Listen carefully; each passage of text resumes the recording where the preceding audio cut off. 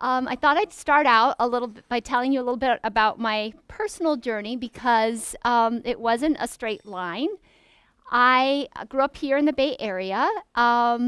I went to an all-girls high school. I graduated with a degree in history. I had no idea what I wanted to do with myself. I thought maybe I'd want to be a lawyer. So I got a job after college at a law firm doing environmental law.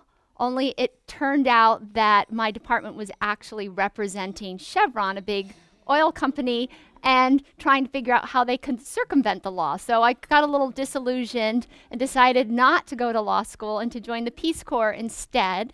So I did that, and I taught English in Morocco. And that experience really opened my eyes to a lot of pressing problems.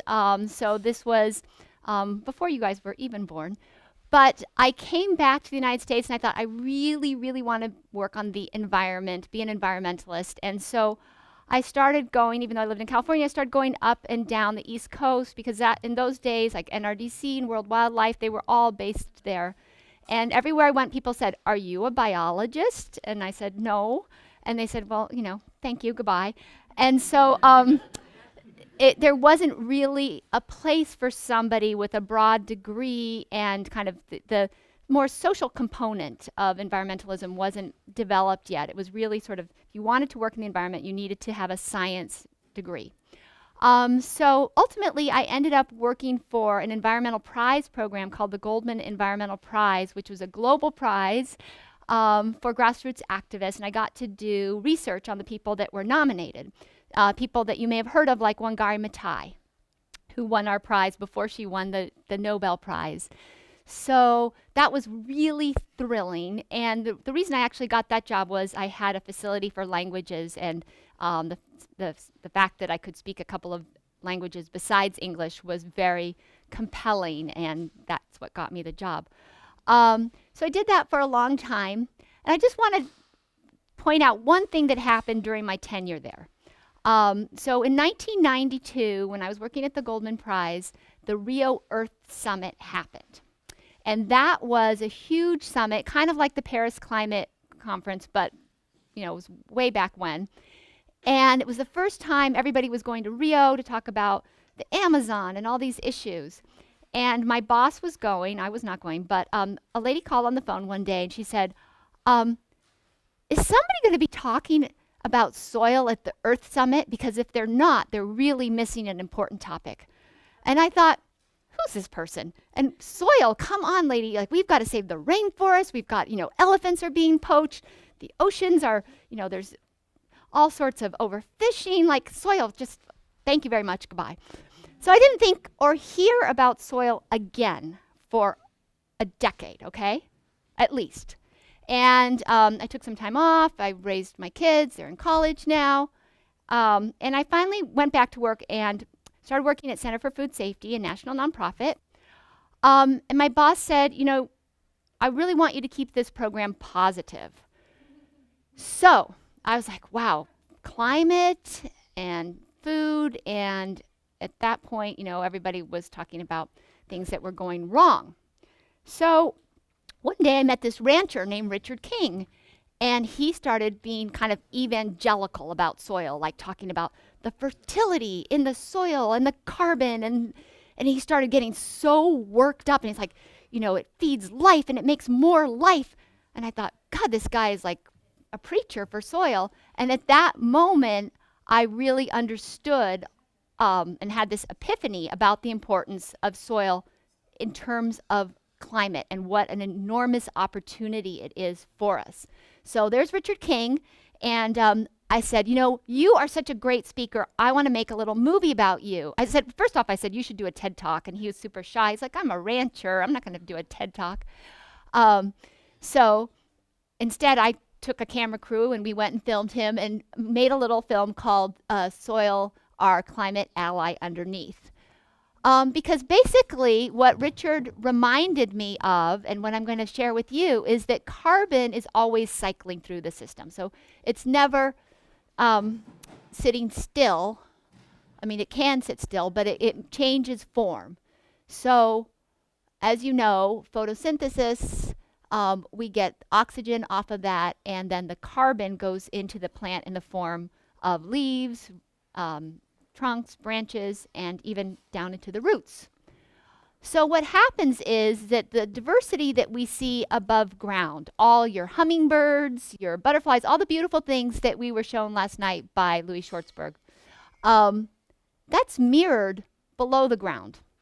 So even though we can't see what's going on under there, there is this incredible universe and activity that expresses itself in the fungal networks that we saw last night, the bacteria, the protozoa, and they trade carbon with each other. So the system is being fueled by this photosynthetic activity. Okay, now this sounds really simplistic. However, it's incredibly important because photosynthesis is what draws down our excess carbon from the atmosphere. So it stands to follow that if we increase photosynthetic activity, we can draw down all this excess carbon. We actually see this on this famous Keeling curve. If you see those little red lines, those are what are called the interannual fluxes. And you can go on YouTube and you can see a NASA video where they show when the northern forests of the Earth are leafing out in the spring, all of a sudden, the atmospheric carbon levels drop. So it's like what Louis was saying last night, that you can see the Earth as this living, breathing organism. So what we want to do is increase that drawdown. And the opportunity is incredibly vast, because if you consider that we have reduced the amount of photosynthetic activity by 50% by clearing forests. So this is the other thing I like to point out, is that this climate change did not happen with our generation. Humans started deforestation a long time ago. So we've been setting this in motion for a very long time. The only thing is we didn't know what we were doing then, and now we do know. So there is an enormous opportunity to put this carbon back in the soil where it's missing right now, and where it doesn't have any downside, okay? So we know that it has a downside in the atmosphere, but in the soil, it's actually critical for fertility. It holds water. It does so many other things that are important. So if we were to return the carbon to the soil by greatly increasing photosynthetic activity, then we start solving for pattern. We start addressing some of the conflict issues, because if you look at the world, if you look at regions of the world where there's conflict, it's where the land is degraded. It is where the soil is so poor that people can't eke out a living, and so then they fight over resources. In the places where we have great soil fertility, you have more peace. You have more water. You have more biodiversity. So we need to increase the biomass. This will support the biodiversity, and it's as simple as keeping the soil covered. So if you think of it as the skin of the earth, you don't want to go around with your skin uncovered, and the earth doesn't like having the soil exposed. So what does regeneration look like? So on the left, you see exposed soil. On the right, you see the same field that has been regenerated. This is in Vermont. These people have sheep that they are grazing very carefully, and the dung and the urine of the animals feeds the soil life, and then the next spring you have an abundance of photosynthetic activity. So animals are integral to the system. It looks like conservation, right? So we want to conserve the species that we have, and we have a tremendous opportunity, particularly with grasslands, because we tend to think about forests, but grasslands cover 40% of the earth, and they actually, in perennial systems, they are very deep-rooted, and they really hold the carbon well. It looks like imagination. So this is a little town in England where they are planting, this is outside the police station, the fire station, the tramway, everywhere. It's called Todmorden, incredible edible. Todmorden, it just looks like they reimagined their whole town, and now they have great food security. It looks like education, which you guys all know about. This is a little series that we came up with. You can look on our site. And here's some takeaways. I want you to always be open to learning and rethinking what you think you know, because definitely you're always going to learn in this life, and that's what keeps the work exciting and fresh. We have these solutions. We have the climate solutions. We just need to act on them. They almost sound ridiculously simple, but they just need to be scaled. Nature's our ally. She wants to heal herself. Nature can inspire us and give us ideas, and going out to nature will help you kind of keep fresh, because it does get depressing sometimes.